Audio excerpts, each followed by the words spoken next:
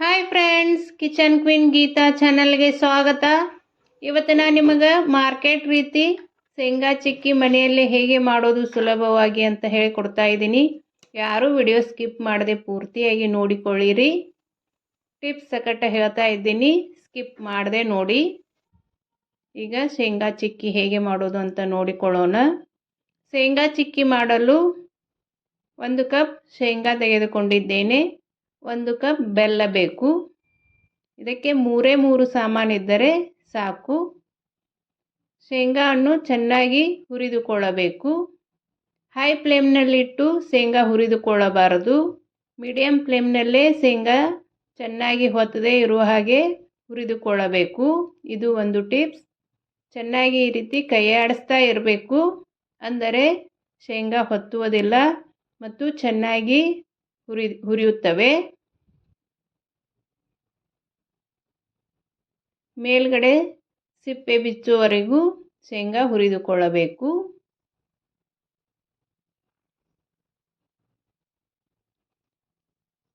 ಶೇಂಗಾ ಚಿಕ್ಕಿ ಒಂದು ಸಲ ಮಾಡಿ ಇಟ್ಟರೆ ಮಕ್ಕಳು ತುಂಬ ಇಷ್ಟಪಟ್ಟು ತಿನ್ನುತ್ತಾರೆ ಮತ್ತು ಸ್ಕೂಲ್ದಿಂದ ಬಂದ ತಕ್ಷಣ ಇದನ್ನು ಕೊಟ್ಟರೆ ಇದು ಹೆಲ್ದಿಯಾಗಿಯೂ ಇರುತ್ತದೆ ಮತ್ತು ಮಕ್ಕಳು ತುಂಬ ಇಷ್ಟಪಟ್ಟು ತಿನ್ನುತ್ತಾರೆ.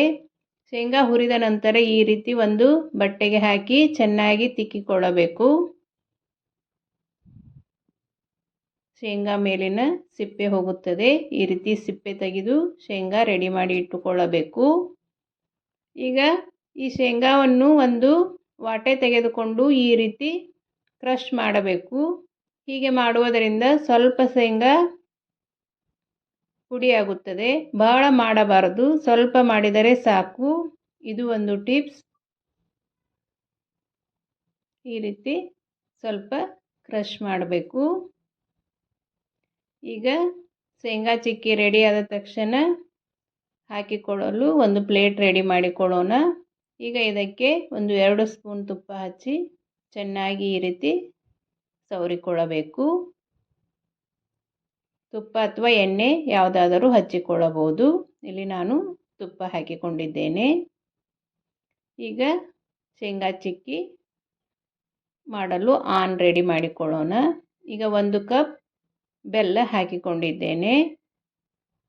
1 ಕಪ್ ಬೆಲ್ಲಿಗೆ 1 ಸ್ಪೂನ್ ನೀರು ಹಾಕಿಕೊಳ್ಳಬೇಕು. 1 ಸ್ಪೂನ್ ತುಪ್ಪ ಹಾಕಿಕೊಳ್ಳಬೇಕು. ಇಲ್ಲಿ ನೀವು ಎಣ್ಣೆನೂ ಬಳಸಬಹುದು, ತುಪ್ಪದ ಬದಲಿಗೆ ಎಣ್ಣೆನೂ ಹಾಕಿಕೊಳ್ಳಬಹುದು. ನಿಮಗೆ ರುಚಿ ಸ್ವಲ್ಪ ಕಡಿಮೆ ಬೇಕೆಂದರೆ 1 ಕಪ್ಗೆ ಸ್ವಲ್ಪ ಕಡಿಮೆ ಬೆಲ್ಲ ತೆಗೆದುಕೊಳ್ಳಬಹುದು. ಇಲ್ಲಿ ನಾನು 1 ಕಪ್ ತೆಗೆದುಕೊಂಡಿದ್ದೇನೆ. ಈ ರೀತಿ ಚೆನ್ನಾಗಿ ಮಿಕ್ಸ್ ಮಾಡ್ತಾ ಇರಬೇಕು.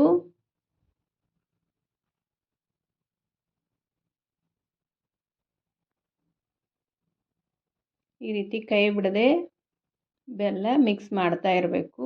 ಈಗ ಆಗಿರೋದು ನೋಡಿಕೊಳ್ಳೋಣ.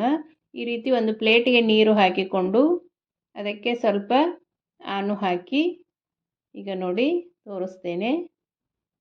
ಈ ರೀತಿ ಹಿಂಗೆ ಮುರಿದರೆ ಕಟ್ ಆಗಬೇಕು.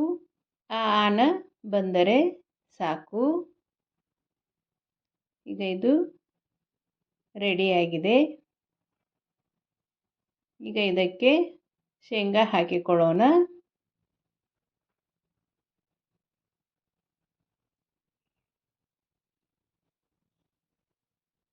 ಗ್ಯಾಸ್ ಆಫ್ ಮಾಡಿ ಶೇಂಗಾ ಹಾಕಿಕೊಳ್ಳಬೇಕು. ಈ ರೀತಿ ಬೆಲ್ಲದ ಜೊತೆ ಹೊಂದುವ ಹಾಗೆ ಚೆನ್ನಾಗಿ ಮಿಕ್ಸ್ ಮಾಡಿಕೊಳ್ಳಬೇಕು.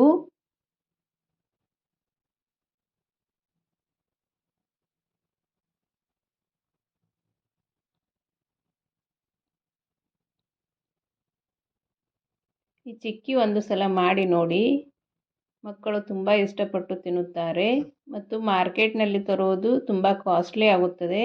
ಮನೆಯಲ್ಲಿ ಕಡಿಮೆ ಖರ್ಚಿನಲ್ಲೇ ಸಾಕಷ್ಟು ಮಾಡಿಕೊಳ್ಳಬಹುದು ಮತ್ತು ಅತಿ ಸುಲಭವಾಗಿಯೂ ಮಾಡಿಕೊಳ್ಳಬಹುದು. ಒಂದು ಸಲ ಟ್ರೈ ಮಾಡಿ, ಹೇಗೆ ಬಂತು ಅಂತ ನನಗೆ ಕಮೆಂಟ್ ಮಾಡಿರಿ. ಈ ಶೇಂಗಾ ಚಿಕ್ಕಿ ಉಪವಾಸ ಇದ್ದರೇನು ತುಂಬ ಚೆನ್ನಾಗಿರುತ್ತದೆ ಮತ್ತು ಉಪವಾಸದ ಸಾಕಷ್ಟು ರೆಸಿಪಿಗಳನ್ನು ನನ್ನ ಚಾನಲ್ನಲ್ಲಿ ಹಾಕಿದ್ದೇನೆ. ಒಂದು ಸಲ ಚೆಕ್ ಮಾಡಿ. ಈ ರೀತಿ ತುಪ್ಪ ಹಾಕಿಕೊಂಡಿರುವ ಪ್ಲೇಟಿಗೆ ಹಾಕಿ ಚೆನ್ನಾಗಿ ಸ್ಪೂನ್ದಿಂದ ಸ್ಪ್ರೆಡ್ ಮಾಡಿಕೊಳ್ಳಬೇಕು. ನಿಮಗೆ ಎಷ್ಟು ತಿಳು ಬೇಕೋ ಅಷ್ಟು ಮಾಡಿಕೊಳ್ಳಬಹುದು.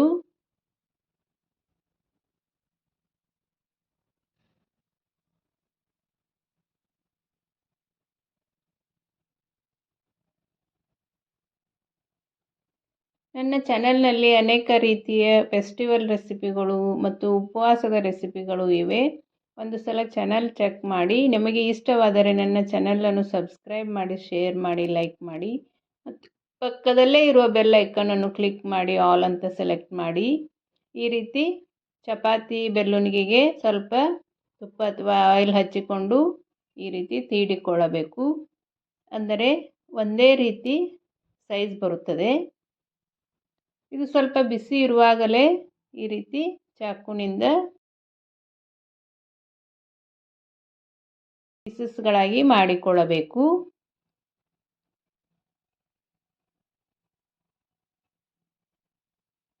ನಿಮಗೆ ಯಾವುದು ಬೇಕೋ ಆ ಶೇಪ್ನಲ್ಲಿ ಮಾಡಿಕೊಳ್ಳಬಹುದು.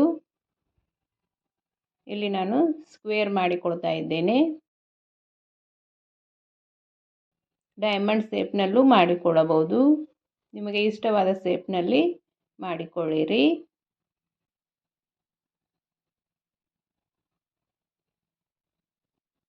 ಇದು ಸ್ವಲ್ಪ ಆರಲು ಬಿಡಬೇಕು. ಆರಿದ ನಂತರ ಸುಲಭವಾಗಿಯೇ ಬರುತ್ತವೆ. ನೋಡಿ ಎಷ್ಟು ಕ್ರಿಸ್ಪಿಯಾಗಿ ಬಂದಿವೆ ಅಂತ. ಖಡಕ್ಕಾಗಿ ಕ್ರಿಸ್ಪಿಯಾಗಿ ಬಂದಿವೆ. ಮನೆಯಲ್ಲೇ ಸುಲಭವಾಗಿ ಶೇಂಗಾ ಚಿಕ್ಕಿ ರೆಡಿಯಾದವು.